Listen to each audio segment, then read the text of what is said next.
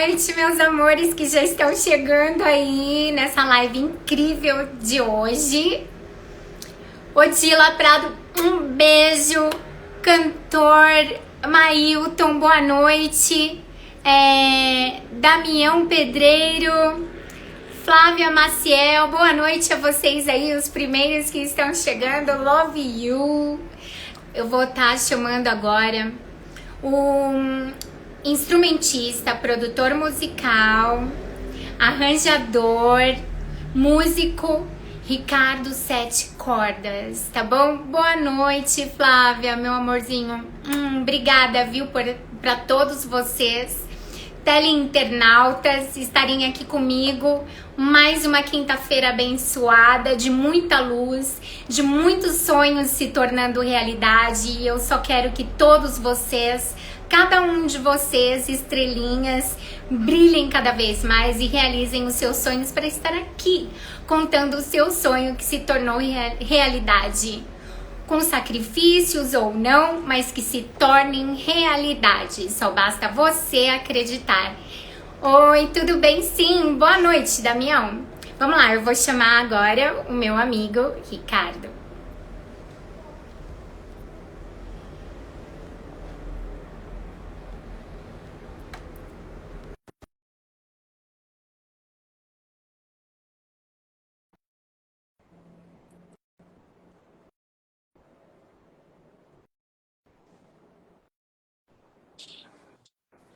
Olá! Olá, Anne, tudo bem? Boa noite. Boa noite. Boa noite a todos. Tudo bem? Tudo bem, querida? Eu fiz assim até uma escala maior para você, né? Te coloquei como cantor também. Você viu? Os meus amigos logo falaram, né? Mas olha, uma coisa interessante isso, né? Porque assim, eu te mandei o vídeo falando e nem você percebeu que eu tinha colocado na divulgação você como cantor. São coisas que tem para acontecer na vida. Eu não sei se você viu no Marcos Mion até. Foi o baterista do Legião Urbana. Como que é o nome dele? Fugiu o nome. Me fugiu o nome também. O baterista do Legião Urbana, ele a vida inteira ele só foi baterista, instrumentista. Sim. E de repente ele se encontrou músico, cantor. O Paulo Bonfá? Isso. Não sei se é o Bonfá, hein? Não, Marcelo Bonfá. Vamos verificar isso direito. Marcelo Bonfá. E eu achei incrível, porque o músico, ele lida com as notas, a letra, a melodia, e compõe, e é todo esse trajeto, né, que vocês têm diariamente. E vocês esquecem que vocês, às vezes, podem soltar, e você tem uma voz linda. Por que não? Não, sim, veja bem, é que nós no mundo da música, nós músicos, nós taxamos muito. O que você falou, cantar, eu canto. Mas não é o forte, entendeu? Não é o forte. Forte mesmo é o instrumental, né? Sim. Então a gente taxa muito assim, Anne. Cantor. Músico, né? E é até legal esse bate-papo também para a gente, no decorrer, nós falarmos sobre o pessoal que fica muito, como eu também, em bastidores, entendeu? Bastidores. Então, nem todo grupo musical, quem grava em estúdio são os próprios componentes do grupo. Existem músicos especialistas em estúdio, né? No meu caso também, entendeu? Então são músicos que eles ficam nos bastidores, mas tem um trabalho de suma importância, né? Pera, então deixa eu entender essa parte aí que eu achei super interessante. Então, assim, a gravação de um disco. Existem, então, os músicos especialistas em estúdio que vai gravar para aquele CD. Nem sempre são os próprios Não. que fazem parte da banda que está ali. Muitos têm. Eu não estou te falando nem de competência, mas muitos já têm esse feeling, então eles gravam. Mas na grande maioria são músicos especialistas de estúdio que grava, que coloca o trabalho de determinados instrumentos, né, no estúdio, entendeu? Não propriamente como você disse, os que fazem parte dos componentes do grupo, né? Nossa, e é muito bacana, né? Porque assim, quando as pessoas veem o músico cantando, que vira geralmente uma celebridade, um popstar, né? Que a voz dele encanta todo mundo e vira, né, às vezes um fenômeno, como uma Beyoncé, por exemplo, que hoje ela mexe até com a economia mundial de todos os lugares que ela está fazendo show, por onde ela passa. Sim. Mas ninguém vê o por trás dela, o que vai. Quantos empregos ela está realizando. Uma produção. Toda uma produção, quer dizer, ela tem os músicos no palco, mas ela tem os músicos por trás do palco, mas ela tem o músico do estúdio. É muita gente que é sustentada por esse mercado fonográfico, né? Que é imenso, né?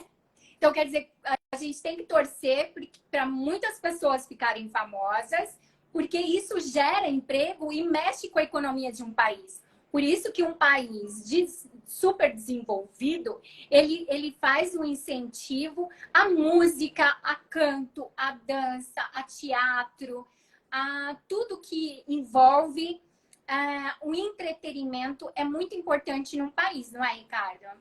Sim, a cultura em si, né? Eu estava falando no final de semana passado com um amigo meu, nós não conseguimos imaginar nada, vamos falar da música, vai. Nada sem música. Olha, não tem, pelo menos eu não vejo há anos, não tem uma propaganda que não tenha música, não tem uma novela que não tenha música, não tem um filme que não tenha música, nada. Entendeu? Então a cultura em si ela é muito importante. Muito. A música está em todos os momentos da nossa vida, desde os momentos tristes aos momentos mais felizes, ao momento de diversão ou de brincadeira, ou simplesmente de ficar em casa escutando uma música clássica, lendo um livro, ou até debaixo do chuveiro lá tomando banho. A música está sempre presente na nossa vida, né? Que marcam igual o casamento. Não existe um casamento nem antes e nem durante sem a música. Não, obviamente. Obviamente faz parte de tudo, né? E para quem toca, seja lá qual for o instrumento, é uma higiene mental muito grande, né? Muito grande, entendeu? Há músicas que te arremete a músicas temporais que te arremetem em épocas, em tempos, né? Aquelas prediletas. Então, quer dizer, a música ela é uma coisa maravilhosa, um dom de Deus, como a gente fala, né? Um dom de Deus mesmo. Então, agora eu vou começar com a minha pergunta básica, para você começar a contar a sua história, o seu trajeto tão lindo da sua carreira, como começou a ser trilhada e onde você descobriu ela. Ricardo, ser instrumentista, produtor, músico, era o teu sonho de criança? Você tem essa recordação? Ou a sua mãe ou seu pai te contou, ou alguma tia falou, esse menino tem talento para música? Algum dia você escutou essa história? Eu vou começar a resposta já adiantando um pouquinho. Eu venho de uma família musical, o próprio grupo Demônios da Garoa, que é muito conhecido, né? Nossa, minha mãe amava! Então, o violonista oficial, que foi um dos mais conhecidos, que era o Ventura Ramírez, que era o violonista a 7 cordas, ele era falecido, né, saudoso, ele era primo irmão do meu pai. Nossa. E meu pai, Anne, que a gente vai entrar nesse mérito um pouquinho, eu creio também, meu pai também era policial militar. Só que meu pai, ele gostava de cantar muito, e ele tinha uma voz, um timbre assim que nem o Nelson Gonçalves. E eu aprendi muita... Paixão do meu músicas pai antigas. Da minha mãe, Nelson Gonçalves. Sim. E qual é o nome do teu pai? Antônio Magalhães. Senhor Antônio Magalhães, parabéns. E ele me ensinou muito, porque ele me levava, quando eu tinha 8 para 9 anos de idade, ele me levava nas rodas de choro. A minha formação em si, primeira foi choro, música instrumental, né? E ele me levava muito. E aí eu via, o pessoal já tinha aquele dom. Porque assim, existem músicos que também nascem com uma facilidade, um dom, e tem aqueles que têm que se aperfeiçoar e estudar mais, né? Então eu já tinha aquele dom. Então eu via o pessoal tocando cavaquinho. Meu primeiro instrumento foi cavaquinho, com 9 anos de idade. Eu via, chegava em casa, ele comprou um para mim, chegava em casa eu fazia igual. E começou aí com 10 anos, 11, depois passei para o violão de 6 cordas. Aí quando eu tinha 15 anos, meu pai e minha mãe, eles falaram assim, olha, eu vou comprar um violão de 7 cordas para você. Aí eu dei risada, né? Eu falei, pai, não existe, só existe violão de 6 cordas. Aí ele riu e falou, não, existe, filha, que você não conhece. que é, como eu estava te falando lá, a gente estava conversando no privado, o sete cordas é um instrumento muito característico do samba e do choro, entendeu? Muito usado, que a gente denomina, quando faz desenhos no violão, uns falam baixarias, outros falam frases, outros falam, né? Então são aí umas nomenclaturas, mas é muito característico do samba e do choro. Então eu comecei com 9 anos, 8 para 9, fiquei um bom tempo com o cavaquinho, depois passei para o violão de 6 cordas. Aí como eu fazia essas frases, como eu estou falando, aí meu pai falou, preciso comprar um violão de 7 cordas para você. E quando eu tinha 15 anos, ele me comprou o primeiro 7 cordas. E aí ele me levava muito aos finais de semana, quando ele estava de folga, ele me levava nas rodas de choro, nas rodas de samba antigo. Então eu cheguei a acompanhar Jamelão, né? Esse pessoal todo. Foi. Anne, agora tem um amigo meu que mandou um material para mim, eu nem lembrava. Depois, posterior, eu vou te mandar. Eu acompanhei e não sabia que eu tinha esse currículo também, porque é edificante. Principalmente você fazendo um trabalho com pessoas que você gosta. Eu acompanhei o Moacir Franco. Nossa! Eu tinha 18 anos. Eu tinha 18 anos e tem um vídeo eu tocando cavaquinho com o Regional de Choro. Quem apresentava esse programa, se eu não me engano, era o Festa Baile. Era o apresentador Wilton Franco, que muitos anos atrás ele apresentava aquele programa Aqui e Agora, se eu não me engano, que era um programa como se fosse o Cidade Alerta, né? E ele que era o apresentador. Tinha até um bordão, eu não lembro. Tinha um desses apresentadores que tinha um bordão. Sim, o Wilton Franco, ele é bem da... Tinha bastante bordões ele, né? Sim. E aí, esse meu amigo, ele mudou para Minas e recentemente a filha dele me encontrou, que ela lembrou do meu sobrenome. Nós estamos há 30 anos sem nos ver. Então, ela lembrou do meu sobrenome e ela me encontrou na internet e ela mandou um material para mim. Ela falou, Ricardo, não é você tocando cavaquinho nesse vídeo? E, nossa, eu com 18 anos, eu até brinquei, eu tinha cabelo, muito cabelo. E como o Moacir acompanhando, era um show de calouros, porém a atração principal era o Moacir Franco. Então é legal, a gente tem um currículo, como eu passei para você.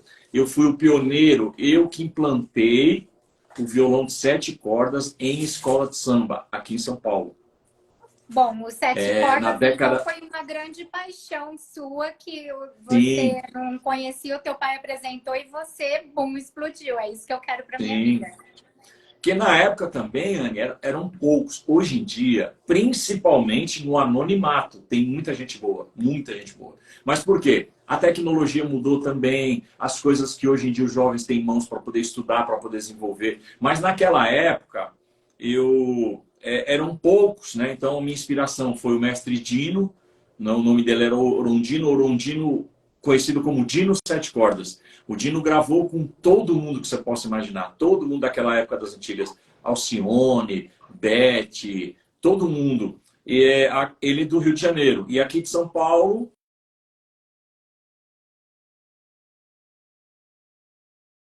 falecido. Mas Jorge Simas, ele ainda é vivo.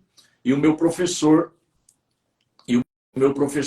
Luizinho. Então eram as inspirações. Agora, hoje em dia tem muito fera por aí. Muito violonista fera.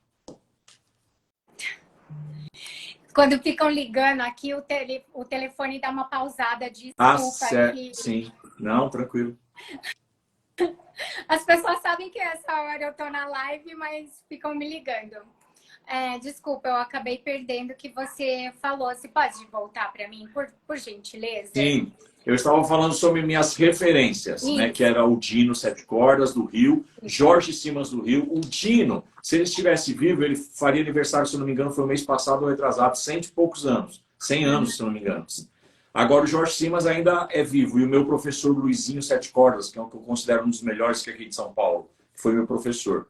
Então, eu tive bastante referência. Só que hoje em dia, Anne, tem muita gente boa, muita gente boa. Eu nem vou citar, porque eu tenho medo de pecar, de esquecer de alguém e vai ser uma injustiça. Mas depois muita gente você boa. passa para mim, porque eu gosto de descobrir talentos. Eu amo descobrir talentos. Eu adoro pegar uma pessoa que nunca deu entrevista, que é um artista que está tocando no meio da rua, num barzinho, e vir aqui Porque às vezes a voz é encantadora, você escuta de longe a pessoa Sim, tocando, cantando. tem muito, sim, tem muito, muita gente boa. Então, foi essa jornada. E com 17 anos, eu já comecei a tocar na noite. Eu era menor, comecei a tocar na noite. E aí, eu fui E o primeiro apadrinhado como cachê? Ricardo Sete. Ah, eu nem me lembro quanto, né, Anne? Mas me lembro que foi mais ou menos em... Você quer ver? Mais ou menos em 84, 83, 84. E aí eu fui apadrinhado por um baluarte. Ele é um radialista, um exímio radialista, bem conhecido no mundo do samba. Ele tá, não sei quantos, deve estar na base, eu estou chutando, na base dos 50 anos já na Rádio USP, que é o Moisés da Rocha. Ele é um grande radialista. E ele me apadrinhou como Ricardo Sete Cordas. Então, Anne, na década de 80 para 90, ficava dispendioso os artistas virem do Rio de Janeiro e trazer a banda. E não era todo mundo que tinha banda também, mas quem tinha ficava muito dispendioso. Então eu tinha a banda Magia e ele anunciava sempre. Naquela época poderia fazer também os showmícios, né? Que a gente fala na época da política, podia ter show nas praças. E aqueles shows eram pagos, né? Pelos partidos, tudo. E a gente ficava, às vezes, 4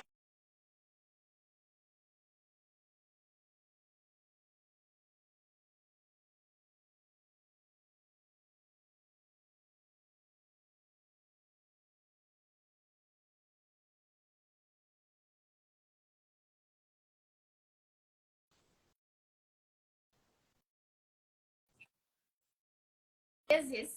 eu vi que travou. Então, aí vinham muitas pessoas de nome. Então, nós acompanhávamos todo mundo, entendeu? Todo mundo. E, obviamente, que nesse meio você vai procurando desenvolver, vai procurando estudar, vai procurando se aperfeiçoar. Aí começaram a vir os convites para gravar em estúdio. Né? Olha, eu vou gravar um trabalho, tal. Naquela época era até long play, era LP. E eu recebi um monte de convite. Uma certa feita, isso é muito edificante, uma certa feita eu estava gravando um grupo de samba que existe até hoje, chama JB Samba. E eu estava gravando no estúdio na Lapa, chamado Mosh, é um dos melhores que tem. E aí o Gaúcho da Fronteira, Anne, não sei se você já ouviu falar nele. Não, O, ainda o, não. o Gaúcho da Fronteira é um gaiteiro, um sanfoneiro muito famoso no Brasil todo, mas principalmente lá pro lado do sul, mas no Brasil ele é muito conhecido. Aí ele estava gravando no mesmo estúdio, na sala ao lado, e ele passou justo na hora que eu estava pondo o violão na música do grupo JB. E ele gostou muito. Aí ele mandou o empresário dele falar se eu não queria gravar 3 faixas com ele. Eu falei, eu nunca gravei música gaúcha, né? Minha praia é mais samba. Não, mas é um vaneirão, que seria um samba gaúcho, digamos assim, né? Sim. É um vaneirão tal. Aí tive a oportunidade de gravar. É isso que eu tô te contando, tem mais ou menos uns 32 anos atrás. Tive a oportunidade de gravar 3 faixas no CD do... CD não, na época era long play, LP, no LP do Gaúcho da Fronteira. E dali começaram a surgir os convites, entendeu? Então fiz banda para grupos de nome também, gravei bastante, como eu te falei, implantei os 7 cordas na escola de samba Vai Vai, o desfile ainda era na Tiradentes, em frente ao batalhão da Rota ali nas Tiradentes. Nem o sambódromo não existia ainda. Então eu fui o primeiro violonista de escola de samba.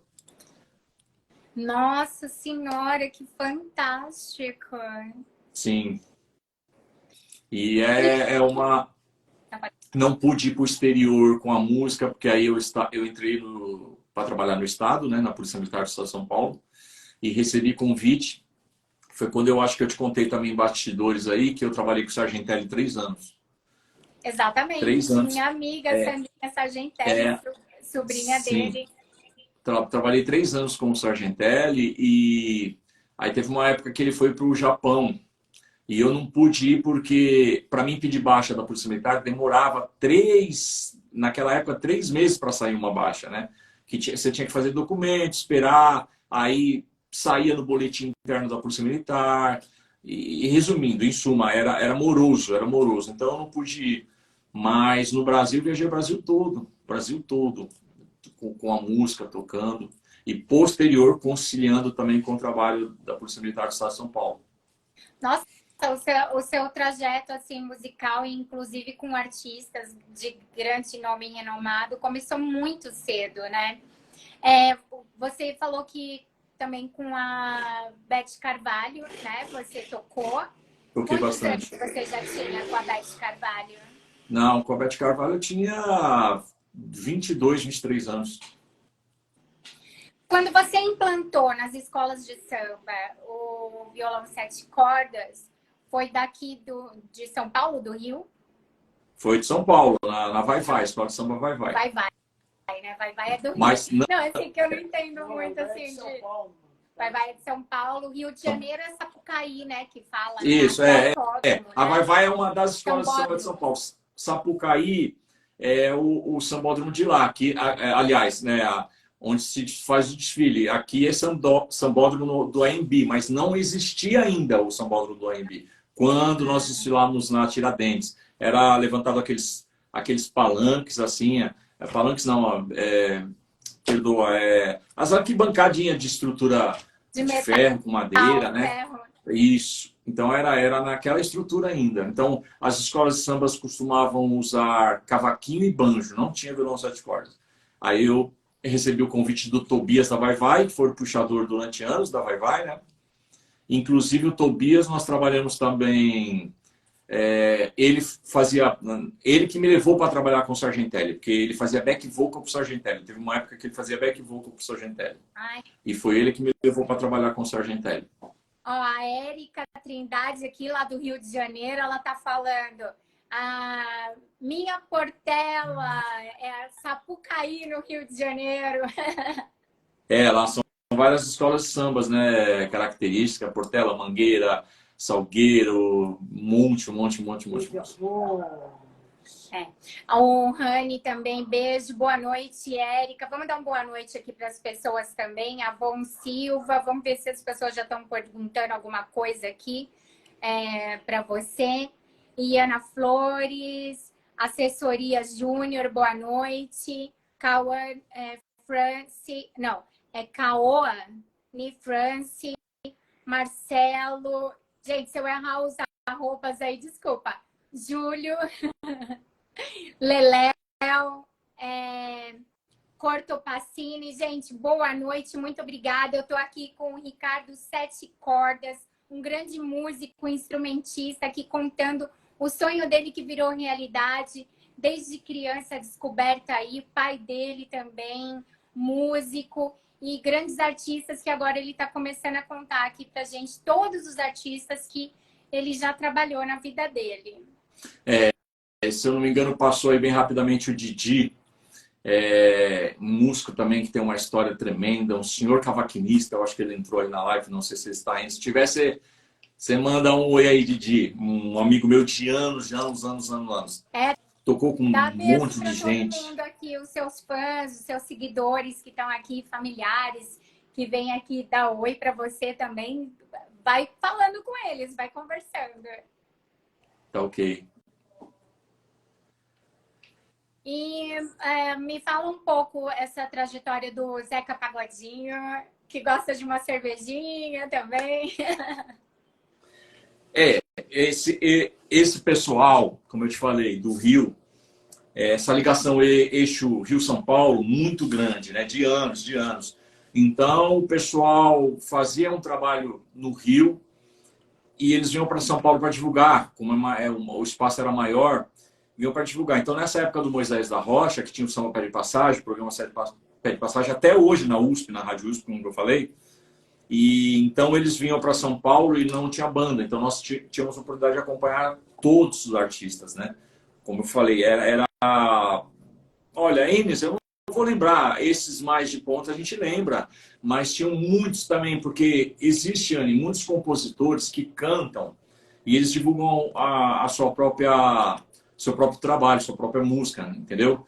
Então, e aí eles se lançam também como cantores, né? Então, na época, tinha compositores muito famosos, de grande sucesso, porque, como eu falei, tanto músico, né, de estúdio, que às vezes fica nos bastidores, tem muita gente que não conhece, também tem muitos compositores que às vezes você canta um sucesso de uma obra de um artista, só que você não sabe, você pensa que é dele, mas não é dele, propriamente dito, né?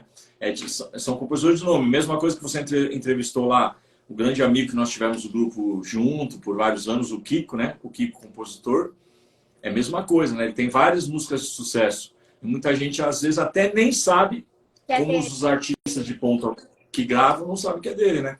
O Kiko, nós moramos juntos 1 ano no Rio de Janeiro. Que nós somos da primeira formação do grupo Dose Certa. Então, nós ficamos 1 ano morando em Janeiro. Entendi. Ó, o Didi Pinheiro. Didi Pinheiro, você que é referência, meu amigo.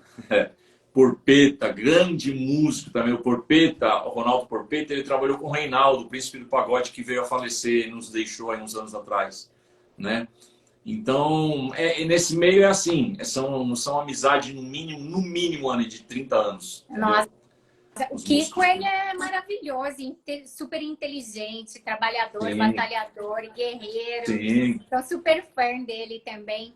E me fala o teu trajetório dentro do arte popular também, um pouquinho. Então, no arte popular eu cheguei a fazer banda há um tempo para eles, mas a última coisa que eu fiz agora foi o CD novo deles, o último que saiu ano passado. Ah, que legal.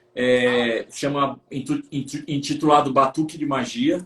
Eu tive a oportunidade de gravar 2 faixas, né? O Leandro me convidou para gravar 2 faixas. Então eu gravei 2 faixas de violão de 7 cordas no CD do Arte Popular, o último trabalho que eles fizeram agora. Mas assim, também eu tenho uma amizade com eles de muito tempo. Eu tenho um vídeo que você não conseguia editar coisas do YouTube, né? Eu tenho um vídeo onde o Leandro fala que eu fui a primeira pessoa que ele convidou para entrar no Arte Popular e ele brinca e fala que eu esnobei. Falei, não, mas não é questão disso. É que eu tocava...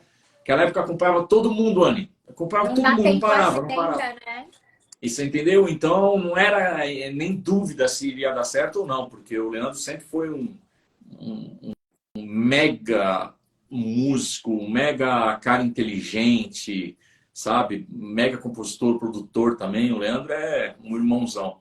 Então agora, quando eu gravei essas faixas ano passado no Arte Popular... Nós vamos marcar uma live com ele. Sim, você me prometeu. Fala com ele. Aí, quando eu gravei, ele fez um make-off. Ele fez um bate-papo.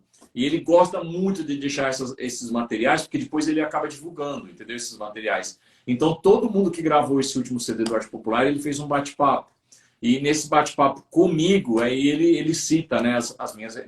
Faz também um bate-bola de perguntas e respostas. Então, ele pergunta sobre as referências e aí ele comenta, né?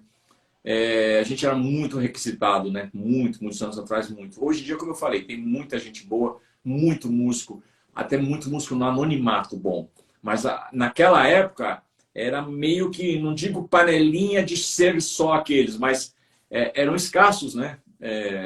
Violonista bom, cavaquinista bom, tinha, mas então esse pessoal que dominava, eles eram muito requisitados para tocar, para fazer parte de banda, para gravar. Era muito legal. Na verdade, bons músicos jamais ficam desempregados e eles são realmente concorridíssimos, competidíssimos, a agenda está sempre lotada, isso é fato. Por isso que eu entendo que a sua agenda, e com certeza, você deve ser um sonho de grandes grupos, de ter você dentro deles fazendo parceria aí com eles. Eu tenho certeza. Sim, disso. mas eu tive uma parada, Anny, uma coisa muito edificante. Quando a gente fala, eu te falei aquele lado da capelania, o lado, né, isso pastoral, que eu ia perguntar para você agora. Mas sem entrar em mérito de religião, porque eu creio que nós não devemos discutir religião, não devemos mesmo, estou sendo sincero. Então, mas eu sou um milagre muito grande, porque eu fiquei 10 anos fora da mídia com a música, Anny, porque eu tive um problema de gota, né? Tá. E essa gota que eu fui acometido, ela é degenerativa, então ela deformou as minhas mãos, principalmente a mão esquerda. O dedo indicador e o anelar da mão esquerda, Anny, eu não tenho o osso mais, é ligado só pelo nervo. Então, isso para um músico, eu fiquei 10 anos sem poder pegar no instrumento, sem poder tocar. Então, isso me deu ansiedade, me deu síndrome do pânico, me deu depressão. Então, depois de 10 anos, literalmente, aí o pessoal ligava, ô Ricardo, vai gravar comigo? Não posso, tô doente, ó, deformou minhas mãos e tal. Ô, Ricardo, vou fazer o show comigo? Não posso. Então, um foi falando pro outro, pô, o Ricardo tá doente, o Ricardo não pode tocar mais. Então, eu saí dali da mídia, entendeu? Foi mais ou menos esse período, que é mais ou menos do ano de 2000 agora, que aconteceu isso, começo de 2000.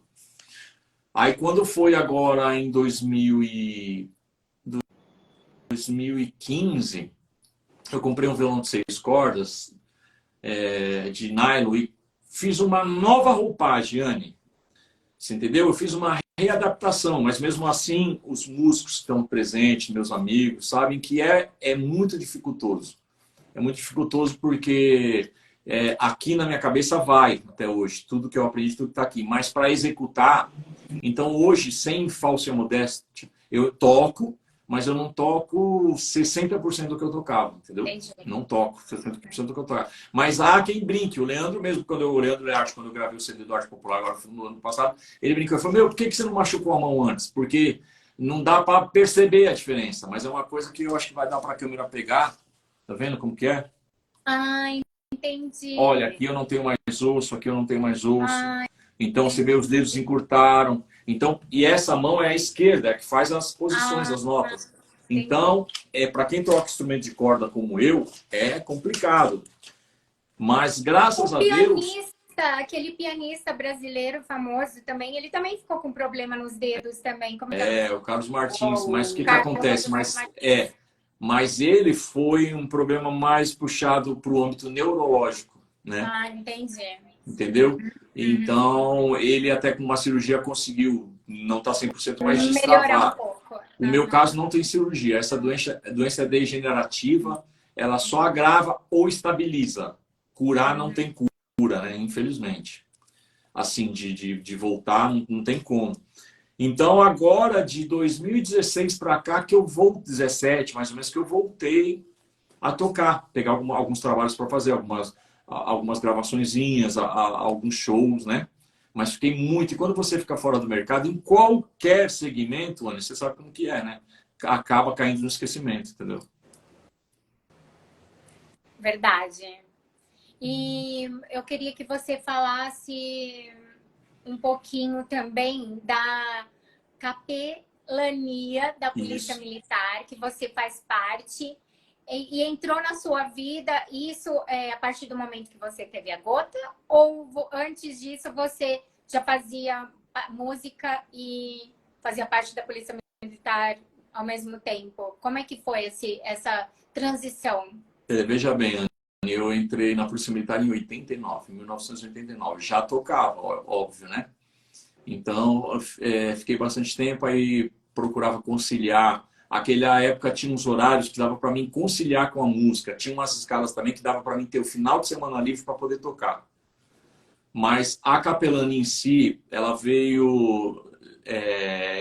eu faço parte da capelania de 6 para 7 anos. A capelania é oficial da Polícia Militar, que seria o trabalho de capelania, né? Tem uma instituição chamada PMs de Cristo, né? E eles fornecem o curso de capelania para quem já é pastor, para quem já é conhecedor da palavra de Deus, quem ministra. Para você poder ter uma autorização para você estar podendo fazer trabalhos em hospitais, presídios, mesmo até trabalho fúnebre tem, porque tem família que nos chama para orar antes de enterrar o seu ente querido, falar algumas palavras de conforto, entendeu? Como eu te falei, independente de religião. Nós, da capelania da Polícia Militar, os PMs de Cristo, somos evangélicos, né?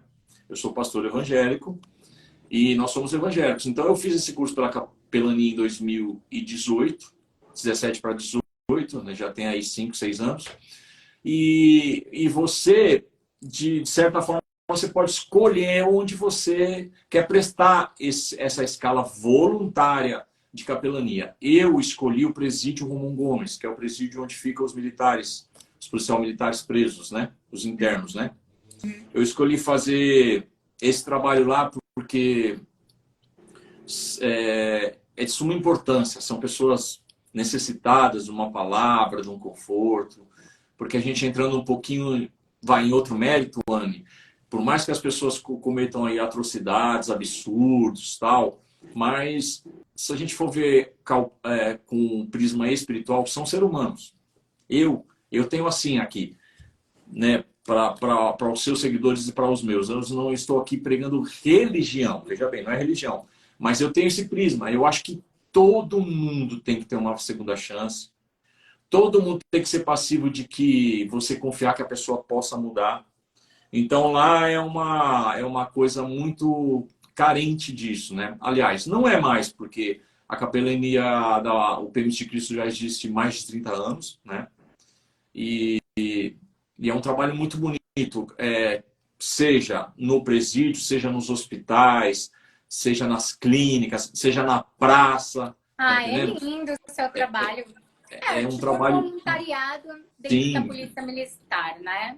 sim, é muito edificante, E muito, muito, Deus, eu muito. acredito piamente em Deus e Ele está em todos os momentos.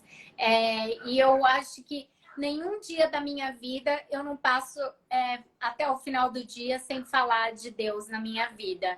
Nem que se for gratidão sempre, né? Pelo ar que nós respiramos, pela voz que sai, nossa inteligência, nossa sabedoria, os amigos que nós temos, família, talento, tudo eu acho que tem gente que não acredita, Sim, né? mas a gente tem que Eu respeitar. eu respeito quando tem gente que eu entrevisto contando um sonho que virou realidade, falo, olha, eu acho que é uma coisa muito romantizada o sonho que virou realidade. Tipo, eu não acredito em sonho. Tipo assim, é uma forma romantizada de falar de alguma coisa que você um dia pensou na sua vida, seja qual ela foi a sua idade. Tem gente que eu falo desde criança, porque talentos vêm desde criança. Sim. E tem pessoas que demoram para descobrir o talento. Então a família é primordial nessa hora, como foi o seu pai, para te dar o primeiro instrumento, né? Os 7 cordas aí, ele era músico, mas tem família que não tem músico. Como que a criança vai despertar a música na vida dela se ela não escuta música, se ninguém da família dela tem música? Porque tem gente que tem religião que acha que música é pecado. Então, assim, imagina, né? Louvores a Deus, né? Louvai a Deus, né? Cantando e dançando. Então, assim, Deus ama a música e a dança, né? E o que traz? Movimento, alegria. E as pessoas em constante movimento e alegria, a mente funciona mais, o corpo funciona mais. Não dá tempo de você ter tristeza, depressão, pensar mal e agir mal dos outros, porque você está concentrado totalmente na sua energia. Então, o sonho nada mais é do que a sua energia focada e canalizada, administrada, arquitetada, porque o sonho gosta de ser arquitetado para você chegar à realização dele.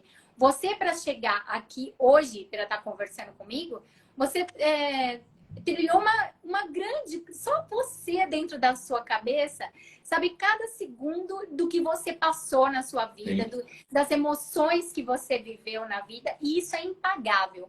Por isso que eu falo que a realização do sonho, seja lá qual for ele, larga as coisas e vai realizar, porque as pessoas realizadas na vida, elas são muito mais felizes. É dessa forma. E eu costumo falar quando a gente vai pregar a palavra de Deus, ministrar a palavra de Deus, eu costumo, às vezes, né, perguntar assim, quem tem um testemunho para contar? Aí, às vezes, a igreja lá tem 200, 300 pessoas, ou até menos, 70, 60. Aí, tem vezes que ninguém se manifesta. Eu falo assim, se eu fosse hoje... Não, mas assim, o que eu quero falar... Você vai entender. Aí eu falo assim, se eu fosse hoje, se eu estivesse no lugar de vocês, alguém perguntasse se eu tenho algum testemunho para contar, eu levantaria a mão. Se me chamassem à frente, eu ia falar só assim, sabe o testemunho que eu quero contar hoje? Hoje eu acordei. Por quê, Anne? Porque enquanto eu e você estamos aqui agora conversando, enquanto tem as pessoas nos assistindo, seus seguidores, os meus, tem muita gente que hoje desceu à sepultura. Tem muita gente que hoje está numa UTI entubada. E eu e você estamos aqui. E as demais pessoas que aqui estão. Então, nós podemos ver Deus nisso. Tá entendendo? Obviamente que nós também temos uma costumo brincar que a gente tem uma senha na mão, só não sabemos o número, né? Mas temos. Inclusive, né, um caso atualíssimo que nós estamos vivendo é o caso do submarino, né? Daquelas cinco milionários que pagaram para ir ver o Titanic e não vão mais voltar. Posso infelizmente. Posso deixar uma curta mensagem em cima do que você falou? Pode, por favor. Eu falei hoje para minha esposa no carro, ela falou, amor, que negócio bonito. Eu falei, não, tudo bem. Mas é o seguinte, é espiritual, no âmbito espiritual. Porque o meu filho, eu fui buscar lá no colégio e falou, poxa, pai, eu acho que aquelas pessoas morreram mesmo, né? Então, não é espiritualizando tudo, mas eu acho que você vai entender, as pessoas que estão nos assistindo vão entender. Eles foram lá, é pecado? Não, não é pecado nenhum, mas eles foram lá para visitar algo do passado, algo que aconteceu. Pagaram para fazer isso, certo? Então, espiritualmente... Muita tristeza, né? Porque foram 1.500 pessoas mortas ali. Sim, então, mas veja bem, ó, o que eu quero falar no âmbito espiritual. Muitas das vezes na nossa vida, o nosso passado, nós temos que ter só como referência para o que nós acertamos e o que nós erramos. Então, eu estou falando no âmbito espiritual, eu estou conjecturando, para você vai entender, eu estou conjecturando. Muitas vezes nós não devemos visitar o passado, principalmente quando o passado houve alguma coisa de grande monta ruim, digamos assim. Você está entendendo? Porque foi, né? Então isso, quando eu estava olhando essa reportagem, desde que está acontecendo, que está sendo falado, isso veio para mim uma pregação, para mim já, entendeu? Para dizer, como eu te falei, conjecturar. O passado ele serve para quê? Nossos acertos, nossos erros, para tirar como referência. Mas muitas das vezes nós não temos que ir lá mexer em nada, entendeu? Porque pode ter consequências. Isso é bíblico, né? São mistérios que tanto o céu e o mar têm, né? Nas profundezas do oceano, às vezes tem coisas que Deus não quer que chegue. E o homem está tentando chegar, né? Chegou na Lua, ok, beleza, mas tem lugar que Deus não vai permitir chegar. Eu estudei a Bíblia desde pequena e eu sei da Arca de Noé. Tem gente que fala que existe os jardins do Éden, mas ninguém consegue entrar, que os anjos de Deus estão ali protegendo, que parece que tem um escudo gigante que não conseguem passar nem por cima de avião. Não sei se é lendas, né? Não sei que a Bíblia não é dizer que ela é complexa, mas a Bíblia costuma falar, Anne, gibi você lê, sim. A revista Veja você lê, a outra revista você lê. A Bíblia, a gente não pode ler a Bíblia. A Bíblia é o único livro que ele tem que ser estudado, não lido. Você entendeu? Tem uma referência aqui que Deus colocou no meu coração agora, que tá lá no livro de Deuteronômio 29:29. Deus ele diz assim, as coisas encobertas pertencem a Deus. As reveladas pertencem a nós e aos nossos. Sim. Ou seja, então tem coisa que ele não vai nos revelar nunca, pertence a ele, como você falou agora, há uns minutinhos atrás. E tem coisa que é para nós, entendeu? E para os nossos, né? Para os nossos familiares. Então, mas é uma coisa linda. Fruta proibida, né? Sim. Não vá lá, não vá lá. E as pessoas estão indo, e as pessoas estão caçando, né? Então, tem uma causa e consequência. Pro ser humano, Anne, o proibido também é o mais gostoso, né? Parafraseando, parece que o proibido é o mais gostoso, entendeu? Eu quero estar lá, né? Eu quero fazer. É proibido, eu vou fazer. Isso falar para uma criança e um adolescente é doce na boca. Não vai, não pode, não faz, é proibido. Aí para muitos desperta a curiosidade, por que não pode? Por que não pode? Porque ali eu posso e ali eu não posso. Não, eu quero ir lá, eu vou ver. É verdade, é dessa forma. Então, só voltando um pouquinho, então esse trabalho de capelania que é feito lá é muito edificante, porque nós não somos nada assim, obviamente que às vezes nós somos um canal de bênção de Deus na Terra, né? Um instrumento que ele usa, mas você vê o resultado da capelania de pessoas saindo da depressão. Hoje em dia, Anne, eu faço parte de um grupo de oficiais da Polícia Militar, né? E nós temos o grupo do WhatsApp também. Hoje em dia está um índice muito, mas muito grande de suicídio, entendeu? A doença do século, né?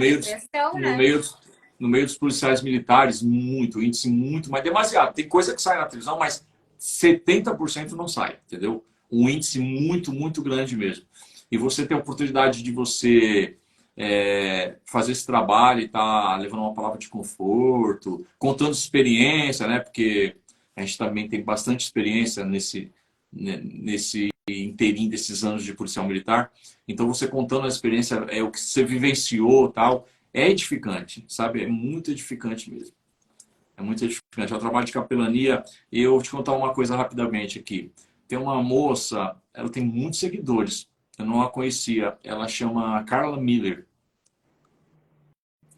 Uma loira também. E eu estava mexendo no Instagram e eu vi ela fazendo uma transmissão. Eu entrei, aí ela estava fazendo uma transmissão, saiu na Record o caso dela. Ela estava internada há 8 meses esperando um coração novo lá no Hospital do Coração. Na Dr. Arnaldo. 8 meses morando lá no Hospital São Paulo, no Hospital do Coração, esperando um transplante. Ela precisava. E aí o Espírito Santo falou no meu coração assim, Deus falou, vai lá e ora por ela e conversa com ela. Eu vi que ela estava depressiva, uma mulher super inteligente também, super bonita, eu vi que ela estava depressiva, eu fui. Só que primeiro, antes de ir, obviamente, eu fui no PV e me identifiquei, falei, ó, sou capelão, assim, tal, você aceita uma oração, posso? Não, claro que pode, eu tô aqui, olha só, essa frase que também me chocou um pouquinho, me emocionou, ela falou assim, eu estou aqui, capelão, há 8 meses não veio nada aqui, não veio padre, não veio pastor, não veio nada, só a minha família. Aí eu fui. Eu tenho foto no Insta com ela. E como Deus é maravilhoso ali, Deus me usou para conversar com ela, para falar, inclusive, que Ele estava providenciando um coração por aqueles dias. E aconteceu, para honra e glória de Deus, aconteceu. Ela foi transplantada. Aí teve não digo uma rejeição, é uma palavra técnica lá na medicina. Voltou, ficou mais uns 4 dias só. Mas agora já estou vendo ela fazer propaganda, estou vendo ela toda feliz. Então, quer dizer, é um trabalho edificante, né? Uma pessoa, olha só, inexplicável, uma pessoa que eu não conheço, que eu só vi por rede social, e que eu me dispus porque Deus falou, vai lá, levar uma palavra de conforto, orar por ela, dar um abraço nela, e aí você vê o brilho nos olhos. Anne, é muito edificante, sabe assim, querida? É edificante. É muito legal. Isso que eu falo. Às vezes tem gente que fala, mas eu já realizei todos os meus sonhos. Começa a realizar o dos outros. Isso daí você, em oração, você levou o quê? A fé, o carinho, a palavra de Deus. E isso alimentou o coração dela. Sim. Que já estava fraquinho, precisando de um novo coração. E Deus abençoou ela. Então, quer dizer, a energia que nós emanamos para o universo é essa mesma que vai voltar para a gente. Então, se Obviamente. nós emanamos coisas muito boas, fazemos o bem para o próximo, nós só temos um retorno muito bem e gratificante, que a nossa felicidade vai ser dobrada, multiplicada, né? Por isso que é bom fazer o bem. E olha, você faz 2 coisas muito bem, né? Porque música você leva alegria e tira pessoas da depressão. É o que eu ia te falar agora também. Tem também os capelões que tocam também, e eles vão em hospitais, vão em lugares e cantam e tocam e levam. Eu queria te falar, é uma junção, é um negócio que dá para você conciliar. Porque, como nós falamos no começo da live, a música ela é uma coisa muito gostosa, uma coisa atinge ali a nossa alma, né? Nosso espírito, nossa mente. É muito gostoso, muito gostoso. Hoje mesmo teve no programa Encontro, como que era aquele cantor? Ontem. Não, hoje. Não, hoje. Hoje foi um cantor no programa Encontro e uma menina estava com depressão e ela estava com depressão mesmo, quase morrendo. E ela é muito fã do cantor Vitor Clay e através da música dele, ela se curou.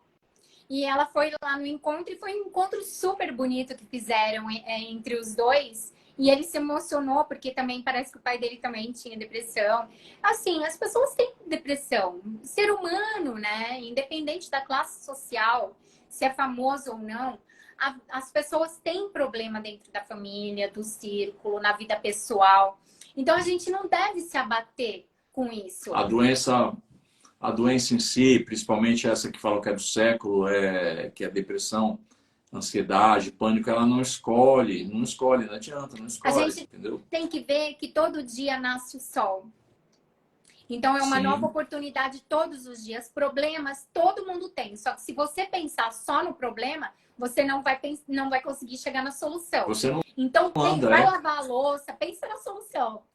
Limpa a Sim. casa, limpa o guarda-roupa, doa as A- coisas, muda a Às vezes energia.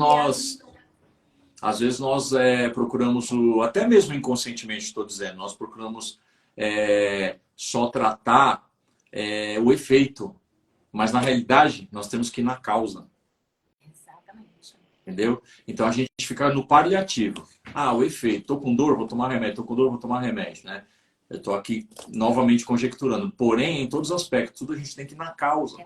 Então, na causa. Então, é uma coisa que, assim, nós não fazemos acepção, mas eu acabei de vir na casa essa semana de um primo meu e ele está um pouquinho depressivo.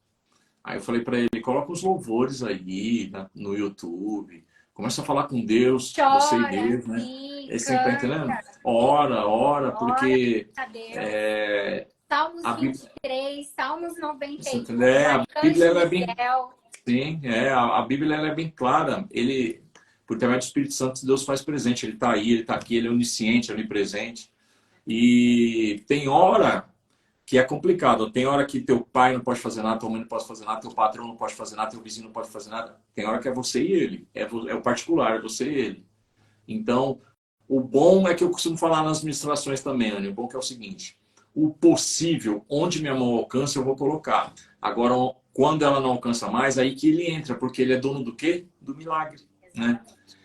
Como Eu escuto Deus aquela... é o dono da minha live. Quem manda é Ele. As palavras que são faladas e emanadas aqui não vêm da minha boca, e sim dele, como da sua boca também. O que está saindo hoje era o que era para ser falado e mostrado para alguém. Alguém em algum lugar do mundo estava precisando escutar o que você está falando hoje. Amém, eu creio dessa forma. Deus, ele não... eu tenho uma frase que eu falo que Deus, ele não une pessoas, ele une propósitos. Exatamente. Entendeu? Então, E em eu cada creio assim, sonho aqui contado que virou realidade, é uma nova experiência para uma pessoa. A pessoa fala assim, eu quero ser, mas ela não faz nada para realizar, para ir atrás. Então, o que toda semana que eu faço entrevistando uma pessoa? Um incentivo. Você ainda obviamente. não foi? Você ainda não realizou? Mais um sonho eu tô vindo aqui contar. Olha que sonho incrível, olha que história, superação. O sonho nada mais é do que uma superação diária. É o seu melhor todo dia, né? Sim, é verdade. Com doenças ou não, problemas ou não. A gente tem que ir em busca, tem que ter um objetivo, que é o que eu falo. Enquanto a vida, há sonhos. A hora que você para de sonhar, acabou a sua vida. Acabou a motivação, acabou o porquê. Então, a gente tem, nem que se for, não quero mais para mim, vai no vizinho, vai no seu melhor amigo, vai num estranho no meio da rua, pega alguém da sua família, realiza o sonho. Qual é o seu sonho? Igual eu tenho um irmão que é especial, que eu cuido dele há 10 anos. Eu realizo os sonhos dele e isso é gratificante para mim. São coisas tão pequenas que pode ser para mim, mas que para ele é grandioso. Sim. É verdade. Anny, isso eu me tira da tenho... depressão, sabe? Tipo assim, se existe depressão, eu não tenho, porque ele é o cara. É que nós iniciamos a nossa conversa em off, quando você fez o convite, e eu não tive a oportunidade. Aí fico à disposição também para a gente falar, volto a falar, não é de religião não, mas para falar o que Deus fez na minha vida, porque eu tenho um testemunho muito edificante. Então, eu fiquei em 2012, eu sou o segundo caso no Brasil, Anny, segundo caso no Brasil, que a gota, como eu te falei, esse problema que me deu, ela pegou em 2012 minha medula torácica. Só que não sabiam que era gota. E eu fiquei literalmente paraplégico, de cadeira de roda. Caramba! Sim, fui pro hospital, fiquei com tetraplegia na realidade. Eu só mexi o pescoço. Aí eles acharam que eu estava com síndrome de Guillain-Barré, o exame, acharam que estava com isso, com aquilo. Eu fiquei internado 35 dias, até que acharam, com muitos exames que fizeram tomografia, ressonância, acharam uma hérnia de disco comprimindo minha medula. Meu Deus! Então aí falaram, você vai ter que História. operar. Você vai ter que operar para fazer a descompreensão para você voltar a andar. Mas aí minha esposa falou, mas ele vai voltar a andar? Aí falaram, olha, a gente não tem certeza, mas de qualquer forma tem que operar. Opera, não opera, opera, não, vamos operar. Quando abriram 6 horas de cirurgia, quando abriram a medula torácica, não era uma hérnia que estava comprimindo. A gota, esses caroços aqui, Ana, eles são considerados tofos, né? Chama tofo. Então tinha um tofo desse aqui na minha medula. E aí os médicos ficaram abismados, porque eles nunca viram isso. E quando eles rasparam, porque aqui dentro tem cristais de ácido úrico, quando eles rasparam a medula, lesionaram mais a medula. Então eu saí lá com paraplegia, sem sentir da cintura para baixo. Fiquei literalmente de cadeira de roda. Depois de um tempo orando, conversando com Deus, que Deus me levantou da cadeira de roda. Hoje em dia, veja bem, desde 2013, eu trabalho, dirijo, eu ando, eu faço tudo, só que eu ainda não tenho a sensibilidade da cintura para baixo. Entendi. Você entendeu? Então, eu costumo falar, porque eu, na minha intimidade com Deus, eu sei que foi Ele, não menosprezando os médicos, que eu costumo falar, médico é bênção de Deus na Terra. Com certeza, mãos Porém, abençoadas. foi Ele que me curou, porque eu fui caso de estudo pela a Universidade Paulista de Medicina, do Hospital São Paulo. Eles fizeram um estudo, uma matéria sobre o meu caso. Eles publicaram.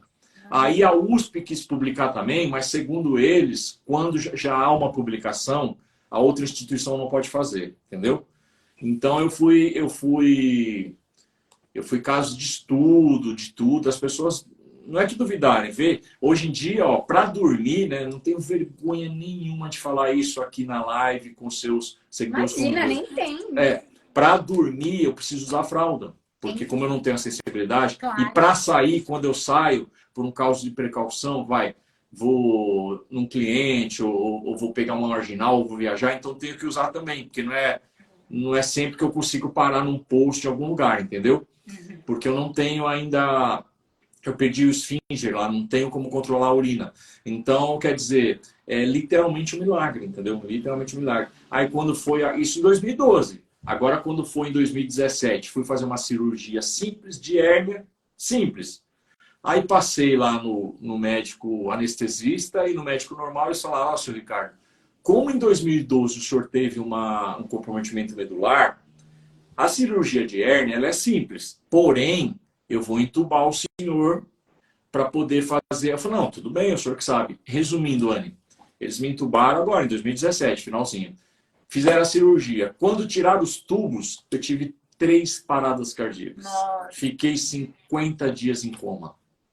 É que não dá para ver, eu acho que daí não dá para ver. Eu tive que fazer a traqueostomia para poder voltar. Sim. 50 dias em coma. E ficou aí, alguma quando minha esposa... sequela? Não, nenhuma. Como eu te falo, quando Deus tem propósito, como Ele é maravilhoso. Nenhuma, nada. Para não te mentir, eu não consigo, eu não tenho mais agudo, porque a tráqueo, como eles fizeram de emergência, chegou a pegar um pouquinho as cordas vocais. Então eu não tenho agudo, eu não consigo, se eu quiser dar um grito, imitar uma mulher gritando assim, um grito bem fininho, eu não consigo. Não sai. Só isso, de resto, nada de sequela. Ah, mas a sua voz ficou super bonita, tá top. Dá pra cantar no grosso aí, ó. Então, como eu costumo falar, Deus ele é maravilhoso. Quando ele tem propósito, não adianta, querida, porque ele é o que os médicos falaram para minha esposa. Ela, infelizmente, nunca ela me relatou isso posterior que ela viu eu andar. Os médicos falaram, infelizmente, nem fazendo fisioterapia, nunca mais seu marido vai andar. Foi condenado a ficar numa cadeira de roda. Então, mas Deus olhou e falou, não. Eu sei como é que é, porque o meu irmão, ele também é cadeirante, né? Ele é especial, falo que ele é especial, ele é cadeirante. Ele teve, quando ele nasceu, ele teve falta de oxigenação no cérebro, foi pro balão de oxigênio. Os médicos tiveram um erro médico e deram injeção errada. Então, ele perdeu a coordenação motora e ficou paralítico. E aí, depois foram sucessivamente outros erros médicos, cirurgia na perna, que aí travou nervo, encurtou nervo, um monte de coisa, assim. E queriam piorar ainda, hein? Chegou o médico aí cogitar até cortar as pernas. Então, assim, antigamente era bem, né? Hoje em dia tem que agradecer a evolução da medicina como está hoje, que poderia ser pior as coisas, né? Então, graças a Deus, temos aí grandes médicos talentosíssimos, né? Hoje a gente tem o doutor Gabriel, que cuida da gente, 27 anos, um doutor maravilhoso, um jovem promissor na vida, que Deus ilumine muito a vida dele, da família dele e de todos os médicos que estão aqui hoje assistindo a live ou que um dia vai assistir a live. Muito obrigada por vocês cuidarem, estudarem para estar dedicando a vida de vocês diariamente a nós, seres humanos, né? Os veterinários aí cuidando dos bichinhos, que logo estarei também com o meu programa Pet Love, que também eu vou estar falando sobre os animais, a necessidade, as ONGs também. E, olha, eu só tenho que agradecer a sua presença, a sua história aqui. Obrigado. Que pena que você não vai poder tocar nem um pouquinho. Você falou que hoje não ia estar com instrumento aí. Não é o local, eu não tenho instrumento aqui onde eu estou fazendo, senão eu, com o maior prazer.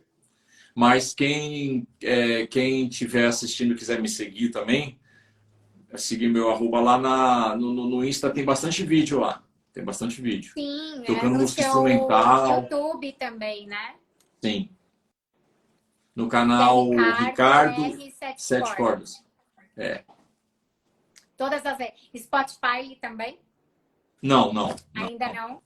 Assim, eu sou meio, não é avesso não, mas eu sou meio relaxado com o negócio de redes sociais. Não procuro ficar assim divulgando muitas coisas, guardando, que entendeu? O Spotify é de música, só tem música. Todos os conjuntos hoje, banda, tudo vai lá no Spotify para fazer a divulgação da música. E tem gente que compra música. É um site musical só mesmo.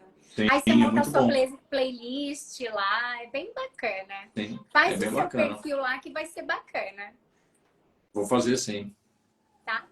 E, bom, em todas as redes sociais são Ricardo R Sete Cordas Oficial, é isso?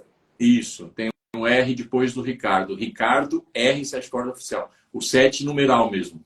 Ricardo, você quer falar mais alguma coisa? Deixar uma mensagem para a humanidade, para as pessoas, tanto que você ajuda aí psicologicamente no seu trabalho voluntário na capelania militar, como músico mesmo. Bom, em primeiro lugar, quero te agradecer, né, por essa oportunidade, agradecer imensamente pelo convite, pela oportunidade, me colocar à disposição e para deixar uma mensagem para quem está nos assistindo, para quem vai assistir essa live posterior, né, o fundamental de tudo, ao meu ver, é o amor, sabe, o amor. A gente não precisa conhecer uma pessoa para a gente amar, não. Somos todos iguais, né? Eu não vou entrar nesse mérito que você sabe, eu vou só começar, mas você sabe o que eu vou falar. Hoje em dia é muito complexo você falar sobre o que anda acontecendo no âmbito de discriminação, de racismo, dessas coisas todas, né? Eu costumo falar, pelo amor de Deus, com todo o respeito do mundo, mas tem muitas coisas, muitas, a maioria são, como a gente usa, desculpa um termo bem chulo, mas é mimimi. A maioria, por que eu te falo isso? Porque somos todos iguais, Anne. Anne, não tem preto, branco, amarelo, negro, não, somos todos iguais. Eu costumo falar, porque aí, como eu te falei, não envolve religião, mas é uma realidade a Bíblia. Deus, ele não criou cores. Deus criou seres humanos. Exatamente. Entendeu? Então, se a gente tiver mais amor em tudo, a gente vê... Hoje eu estava no trânsito, aí vi o cara mexendo e eu estava um pouquinho atrasado para pegar meu filho, aí eu tinha umas coisas para resolver, viu um cara mexendo no celular e não dava. Aí veio assim, a buzina. Eu falei, sabe uma coisa? Não vou buzinar não, deixa o cara se mancar. Por quê? Hoje muita intolerância, né? Muita intolerância com tudo. E eu estou exemplificando porque a gente vê um monte de coisa aí, essas barbáries acontecendo por nada. por nada. E o mundo seria bem melhor se nós atentássemos para as coisas, para os mandamentos que Deus nos deixou. Amar ao próximo como a nós mesmos, entendeu? Fugir da aparência do mal.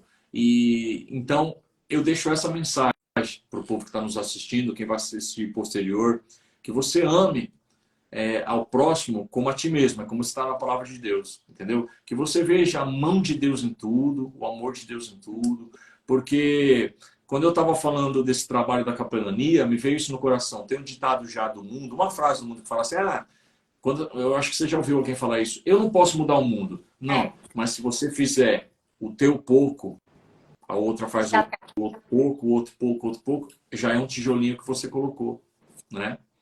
Então, que Deus abençoe a vida de todos que entraram, que Deus abençoe a vida de todos que vão assistir posterior. E mais uma vez, obrigado, Anny, estou à disposição. Muito obrigada, muito agradecida, esse ser fantástico que você é. E me desejou a live com música, que vai ser com Leandro Leardi. É isso o nome dele? Vou fazer esse convite para ele, sim. Por favor, quero ele cantando e você tocando, trazendo muita alegria nessa live. Muita felicidade, muita luz, e é o que eu te desejo do fundo do meu coração. Que todos os seus sonhos se multipliquem e se tornem realidade, como todas as pessoas presentes aqui na live. Inclusive, ó, o Esquenta Balada, que eu acho que ele é lá do Rio de Janeiro, batendo palma para você. O Tim Maia Tributo também aqui, batendo palma para você. A Lu Lili Freitas falando linda essa live. Chileno. Erson Nap, Amir Gal. Ai, gente, muita gente aqui. Eu vou ficar aqui muito tempo aqui falando todos os arrobas. João Paulo, Edith 2. Edith 2 é minha cunhada. É tua cunhada? Beijo. Martinez também tá aqui. Deixa eu ver quem mais. Deixa eu vir aqui para cima. Rogério Carlo, Luizão. Ah, tá. O teu amigo Didi também falou que você é uma referência para ele, tá? Didi. Salua Kadiri. É isso? Sim, Salua, isso. O Thiago também. Thiago Telion, Kátia Aragão, Murilo Zuza, Laércio Salai, Márcio Veras, César Neto, Cris Ramalho, e aí esse mundão de Deus aí, esses grandes sonhadores, realizadores. Porque, olha, cada luzinha aqui atrás de mim é um sonho que vai virar realidade, é o que eu falo. O próximo sonho pode ser seu, então realize o seu sonho, né?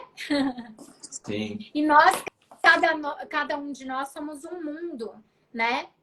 O nosso mundo em particular. Então, a gente tem esse mundo, exteriorizar ele, né? Fazer com que outras pessoas conheçam o nosso mundo. Verdade. Que o nosso mundo seja só de glórias e bênçãos. E a gente vai ficando por aqui. Muito obrigada, muito gratidão para todos vocês que acompanham essa live aqui de pura luz que o Ricardo trouxe aqui pra gente. E até a próxima quinta-feira. Beijinho, beijinho para vocês. I love you. Tchau, tchau.